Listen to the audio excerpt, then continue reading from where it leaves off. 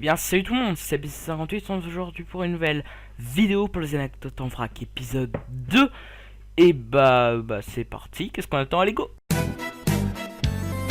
Première anecdote est située à Manhattan, au centre de New York. C'est le gratte-ciel AT&T qui ne dispose d'aucune fenêtre et est construit qu'à partir de panneaux de béton recouverts de granit.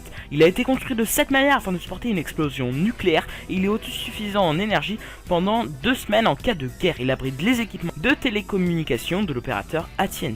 Deuxième anecdote, c'est si vous naissez dans un TGV, donc la SNCF va vous donner comme cadeau de bienvenue le train gratuit, donc le TGV gratuit jusqu'à vos 18 ans.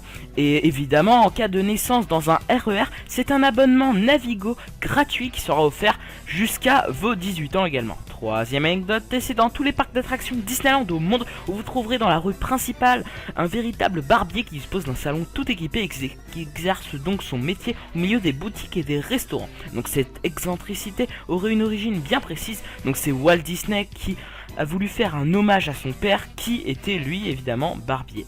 Quatrième anecdote, c'est Edward Bref, c'est Edward qui construit le château Corail en Floride à partir de 1919 et ce pendant 28 ans pour impressionner celle qui refusa de se marier avec lui. Bien qu'il était de petite corpulence, il le construisait seul principalement la nuit et la méthode utilisée reste impressionnante car il réussit à déplacer des blocs de roche de plusieurs tonnes seul. Cinquième anecdote, et c'est en Seine-et-Marne où la ville d'Emerinville brille par l'originalité de ses noms de rues. En effet, des élèves de primaire ont été chargés de les baptiser. C'est pourquoi les habitants peuvent habiter dans l'allée du crapaud chanteur, la rue du lapin vert ou encore l'allée du crocodile rose. Sixième anecdote, c'est d'après une loi de 1956 qu'il est interdit de donner des devoirs écrits à la maison aux élèves de primaire en France. Donc les enfants sont censés faire leurs devoirs en classe et non pas chez eux. Bon, en revanche, il reste possible de leur demander de réviser une leçon, de lire ou faire des recherches à la maison.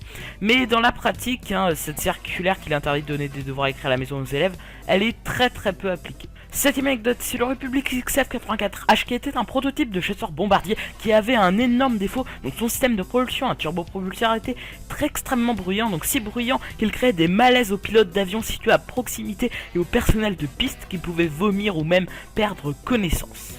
Huitième anecdote, et selon une étude de scientifiques de Harvard, que les cris de bébé en particulier la nuit seraient un trait évolutif. Il permettrait d'épuiser les parents et ainsi de gêner la reprise d'une activité sexuelle et donc la naissance d'un autre enfant. Cela donnerait aux nourrissons plus de temps et d'attention pour devenir indépendants et maximiserait donc ses chances de survie.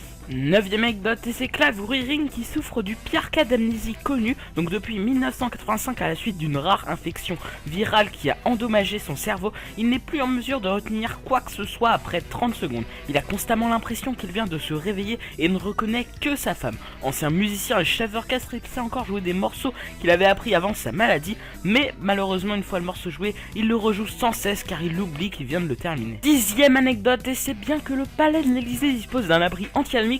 Il a été prévu en cas d'urgence un repli du pouvoir et du personnel sur le château de Vincennes, donc plus sûr grâce à son architecture et accessible directement en hélicoptère. Donc ce plan secret nommé plan escale fut créé en 2010 face au risque d'une grande crue dans Paris.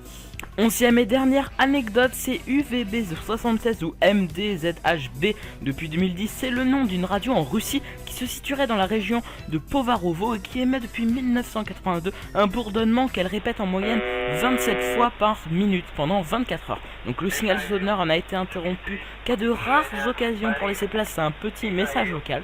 Donc le positionnement de l'émetteur il fait débat et on ne connaît pas la signification de ce signal. Merci d'avoir regardé la vidéo, vous pouvez vous abonner, aimer, partager et commenter la vidéo. Donc partager c'est important pour qu'un maximum de gens puissent la voir cette vidéo. Donc sur ce on se dit à la prochaine pour l'astuce numéro 6 je crois. Allez ciao.